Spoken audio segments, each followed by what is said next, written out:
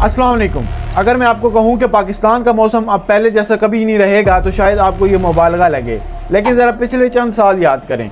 कभी तारीख के बदतरीन सैलाब, कभी 45 से 50 डिग्री तक पहुँचती गर्मी, कभी ग्लेशियर से पिघलने की वार्निंग, और अब माहिरीन खबरदार कर रहे हैं कि पाकिस्तान का आने वाला मौसम गैर मामूली हो सकता है। तो सवाल ये है, आखिर ज़मीन को हो क्या रहा है? क्या ये सिर्फ क्लाइमेट चेंज है या एक ऐसा कुदरती निज़ाम जो पाकिस्तान से 15,000 किलोमीटर दूर शुरू होता है लेकिन उसके असरात हमारे घरों तक पहुंच सकते हैं? आज इसी राज को हम आसान ज़बान में समझने की कोशिश करते हैं। अगर आज से 20 या 30 साल पहले किसी से कहा जाता कि आने वाले वक्तों में दुनिया एक ऐसा मौसम देखेगी जहाँ एक मुल्क में तबाहकुन सैलाब, दूसरे मुल्क में रिकॉर्ड गर्मी और तीसरा मुल्क जंगलात की आग की लपेट में होगा, तो शायद कोई यकीन न करता।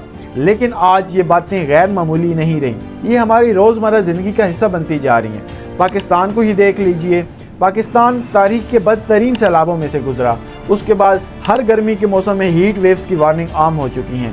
शुमाली इलाका जात में भी ग्लेशियर्स के पिघलने की वार्निंग दी जा रही हैं। और ये सिर्फ पाकिस्तान नहीं, हर मुल्क में यही सवाल पूछा जा रहा है कि आखिर मौसम को हो क्या गया है।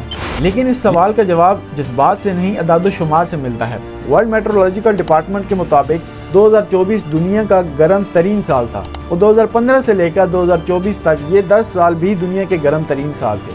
अब ये महज इत्तफाक नहीं, ये मुसलसल रुझान है। यानी मसला ये नहीं कि एक साल गर्मी ज़्यादा पड़ गई, मसला ये है कि दुनिया का औसत दर्जा हरारत मुसलसल ऊपर जा रहा है। लेकिन यहाँ सवाल ये है कि अगर दुनिया का औसत दर्जा हरारत सिर्फ 1 या 1.5 डिग्री बढ़ रहा है तो इतना शोर क्यों? आखिर 1 या 1.5 डिग्री बढ़ने से क्या फ़र्क पड़ता है? तो इसका जवाब ये है, फ़र्क पड़ता है। ज़रा सोचिए, इंसानी जिस्म का दर्जा हरारत 47 डिग्री से 39 डिग्री हो जाए तो हम उसको गैर मामूली नहीं कहते, हम उसको कहते हैं कि हमें बुखार है। इसी तरह दुनिया का औसत दर्जा हरारत भी अगर 1 या 1.5 डिग्री बढ़ जाए तो इसका असरात पूरी दुनिया पे होते हैं। पूरी दुनिया के मौसम का तवाज़ुन बिगड़ जाता है। कहीं शदीद गर्मी, कहीं गैर मामूली बारिशें, कहीं खुश्क साली और कहीं ताकतवर तूफ़ान। नासा भी वाज़ह करती है कि ग्लोबल वार्मिंग सिर्फ औसत दर्जा हरारत बढ़ने का नाम नहीं है, बल्कि इसकी वजह से बारिशों, मौसमों और ग्लेशियर्स के मजमूई निज़ाम में फ़र्क पड़ता है, जिसे हम क्लाइमेट चेंज भी कहते हैं। तो यहाँ पे एक बहुत अहम गलतफहमी दूर करना भी ज़रूरी है। हर गर्मी की लहर, हर सैलाब, हर तूफ़ान सिर्फ क्लाइमेट चेंज की वजह से नहीं आता। यहाँ पे दुनिया के एक अपना कुदरती निज़ाम है जो हज़ारों सालों से मौजूद है, जो कभी मौसम को ठंडा करता है और कभी गर्म। और इन कुदरती निज़ामों में से एक का नाम है एल नीनो। और अब दिलचस्प बात यह है कि ये एल नीनो पाकिस्तान से नहीं, पाकिस्तान से हज़ारों किलोमीटर दूर दुनिया के सबसे बड़े समंदर पैसिफिक ओशन से बनता है। अब सवाल ये है कि पैसिफिक ओशन में बनने वाला एल नीनो पाकिस्तान पर कैसे असरअंदाज होता है। तो आइए समझते हैं कि आखिर एल नीनो है क्या। आपने कभी सोचा है कि अगर पाकिस्तान में गर्मी पड़ रही हो और उसकी वजह पाकिस्तान से 15,000 किलोमीटर दूर एक समंदर हो? सुनने में ये अजीब लगता है, लेकिन साइंस यही कहती है। इसी वजह से दुनिया के सबसे बड़े इदारे जैसे कि नासा, NOAA हमेशा पैसिफिक ओशन पे नज़र रखते हैं, क्योंकि वहाँ होने वाली एक तब्दीली भी पूरी दुनिया के मौसमी निज़ाम में तब्दीली ला सकती है। अब ज़रा दुनिया का नक्शा ज़हन में लाइए। एक तरफ नॉर्थ अमेरिका, दूसरी तरफ ऑस्ट्रेलिया और इंडोनेशिया, और इन दोनों के दरमियान मौजूद है पैसिफिक ओशन। पैसिफिक ओशन दुनिया का सबसे बड़ा समंदर है जो ज़मीन की 1/3 सतह पर फैला हुआ है। यहाँ होने वाली तब्दीलियाँ सिर्फ मुल्कों तक महदूद नहीं रहती, बल्कि उनके असरात पूरी दुनिया तक होते हैं। अब यहाँ से असल कहानी शुरू हो जाती है। आम हालात में इक्वेटर के करीब मुसलसल चलने वाली ट्रेड विंड्स गर्म पानी को जनूबी अमेरिका से धकेल कर ऑस्ट्रेलिया और इंडोनेशिया की तरफ ले जाती हैं। नतीजा ये निकलता है कि मगरबी पैसिफिक में गर्म पानी जमा हो जाता है, जबकि जनूबी अमेरिका के साहिल के करीब समंदर की गहराई से ठंडा और ग़ज़ाइयत से भरपूर पानी ऊपर रहता है। और यही निज़ाम हवाओं, समंदरों, बादलों और बारिशों के दरमियान कुदरती तवाज़ुन कायम करता है। लेकिन हर 2 से 7 साल बाद कुछ मुख्तलिफ होता है। जो हवाएं गर्म पानी को धकेल रही होती हैं कमज़ोर पड़ना शुरू हो जाती हैं। जैसे उनकी रफ्तार कम होती है, गर्म पानी वापस मशरकी और वस्ती पैसिफिक की जानिब फैलना शुरू हो जाता है। और यही वो लम्हा होता है जहाँ पे एल नीनो की शुरुआत होती है। एक दिलचस्प बात जो शायद आपको मालूम ना हो, एल नीनो कोई साइंसी इस्तिलाह नहीं है। ये पीरो के माहिगीरों ने सैकड़ों साल पहले नाम रखा था। उन्होंने देखा कि क्रिसमस के करीब 12 साल समंदर का पानी गर्म हो जाता है, जिसकी वजह से समंदर से मछलियाँ कम हो जाती हैं और उनका रोज़गार मुतासर होता है। चूँकि ये तब्दीली क्रिसमस के पास आती थी तो इसका नाम इन्होंने एल नीनो यानी नन्हा बच्चा रख लिया, इसलिए ये नाम बाद में साइंसदानों ने भी अडॉप्ट किया। लेकिन यहाँ एक अहम बात समझना ये भी ज़रूरी है कि एल नीनो कोई कुदरती आफत नहीं है। ना सुनामी, ना तूफान, ना जलजला। ये एक ऐसा कुदरती चक्कर है जो हज़ारों सालों से इस ज़मीन पर होता आ रहा है। लेकिन इस बार के एल नीनो में फ़र्क ये है कि इंसानी सरगर्मियों की वजह से ये ज़मीन पहले ही गर्म हो चुकी है। यानी अब ये समझें कि एक इंसान को 102 डिग्री बुखार हो और आप उसको धूप में ला के खड़ा कर दें, अब सिर्फ धूप उसको ख़राब नहीं करेगी, ये दोनों चीज़ें मिलकर इस सूरत हाल को ख़तरनाक बनाएंगी। बिल्कुल इसी तरह क्लाइमेट चेंज और एल नीनो एक चीज़ नहीं है, लेकिन जब ये दोनों मिल के आते हैं तो दुनिया के कई हिस्सों में गर्मी, खुश्क साली, शदीद बारिशों और दूसरे मौसमी वाक़यात के इम्कानात बढ़ सकते हैं। अब सवाल यह है कि पाकिस्तान को इसकी फ़िक्र क्यों करनी चाहिए? तो इसका मुख्तसर जवाब यह है कि पाकिस्तान दुनिया के उन चंद ममालिक में शामिल है जो मौसमियाती तब्दीली के सामने बहुत हसास समझे जाते हैं। अब इसकी वजह यह है कि पाकिस्तान की मईशत का ज़्यादातर हिस्सा ज़राअत पर मुश्तमिल है और हमारे दरियाओं का ज़्यादातर हिस्सा शुमाली इलाका जात के ग्लेशियर से आता है। हमारा मानसून करोड़ों लोगों की ज़िंदगी, फसलों और पानी की ज़खायर पर असरअंदाज होता है। हमारे कई बड़े शहर शदीद गर्मी, आलूदगी और बेहंगम शहरी फैलाव का सामना कर रहे हैं। यानी अगर मौसम का तवाज़ुन बिगड़ता है तो इसका असर सिर्फ दर्जा हरारत पर नहीं होता, इसका असर खुराक, पानी, मईशत, बिजली, सेहत, हर चीज़ पर होता है। अब ज़रा मौजूदा सूरत हाल देखते हैं। जून 2026 में पाकिस्तान के महकमा मौसमियात ने पेशन गोई की कि मुल्क के बेशतर हिस्सों में दर्जा हरारत मामूल से ज़्यादा और बारिशें मामूल से कम रहने का इम्कान है।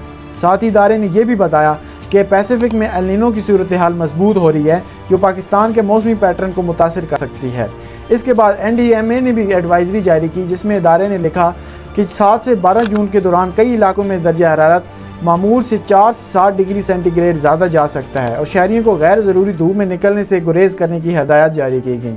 और जब हम नक्शा देखते हैं तो सूरत हाल मज़ीद वाज़ह हो जाती है। लाहौर, फैसलाबाद, भावलपुर, मुल्तान और जनूबी पंजाब के कई इलाकों में दर्जा हरारत 44 से 48 डिग्री सेंटीग्रेड तक पहुँचने की पेशगोई की गई थी। इसके बाद सक्खर, जैकबाबाद, लड़काना, सिब्बी और तुर्बत जैसे इलाकों में पारा 48 से 51 डिग्री सेंटीग्रेड तक जाने का खदशा जाहिर किया गया।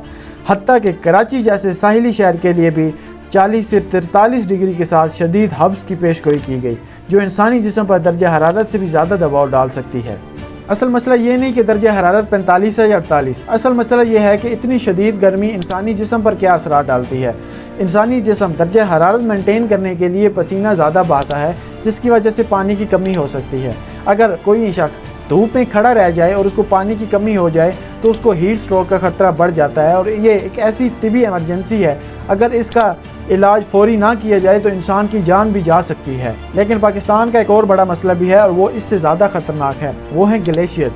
पाकिस्तान के शुमाल में दुनिया के सबसे बड़े बर्फ़ानी ज़खायर मौजूद हैं। जब गैर मामूली गर्मी पड़ती है तो वहाँ से बर्फ़ पिघलती है और शुरुआत में तो पानी ज़्यादा देती है, लेकिन अगर शदीद बारिश हो जाए तो वहाँ पे मौजूद झीलें फटना शुरू हो जाती हैं जो कि मकामी आबादी और पाकिस्तान के लिए नुकसान का बायस बनती हैं। तो क्या इसका मतलब ये है कि हीट वेव्स और फ्लड्स एल नीनो की वजह से आते हैं? तो जवाब है नहीं। साइंसी तौर पर यह कहना दुरुस्त नहीं होगा। साइंसदान वाज़ह करते हैं कि पाकिस्तान का मौसम Indian Ocean dipole, climate change, El Nino, monsoon, मगरबी हवाओं और मकामी मौसमी निज़ाम मुश्तरका तौर पर इस पर असरअंदाज होते हैं। यानी एल नीनो इस कहानी का एक किरदार ज़रूर है। अब शायद सबसे अहम सवाल, अगर मौसम वाकई बदल रहा है तो क्या हम कुछ कर भी सकते हैं या अगले हीट वेव या फ्लड का इंतज़ार करें? तो हकीकत में इसका जवाब हुकूमत के पास भी नहीं है ना आवाम के पास, ये हम सब की ज़िम्मेदारी है। सबसे पहले अगर हुकूमत की बात करें तो दुनिया के कई ममालिक सिर्फ मौसम की पेशन गोइयाँ नहीं करते बल्कि उसके मुताबिक अपने शहर भी डिज़ाइन करते हैं। गर्मी से निपटने के लिए प्रॉपर हीट एक्शन प्लान्स बनाए जाते हैं, शहरों में से ज़्यादा दरख्त लगाए जाते हैं। उसके अलावा गैर मामूली बारिश को संभालने के लिए ड्रेनेज सिस्टम बनाए जाते हैं। पाकिस्तान में भी NDMA और PMD मुसलसल वार्निंग्स तो जारी करते रहते हैं, लेकिन असल कामयाबी तब होगी जब इन वार्निंग्स को प्रॉपर मनसूबाबंदी में तब्दील किया जाएगा। क्योंकि आफत आने के बाद इमदाद पहुंचाना बहुत अच्छी बात है, लेकिन आफत आने से पहले उसकी तैयारी करना उससे कहीं ज़्यादा बेहतर है। अब बात रही हमारी यानी आम शहरियों की, तो हम में से अक्सर लोग ये सोचते हैं कि मेरे अकेले से क्या फ़र्क पड़ेगा। हमेशा याद रखिएगा कि बड़ी तब्दीली हमेशा छोटे कदमों से आती है।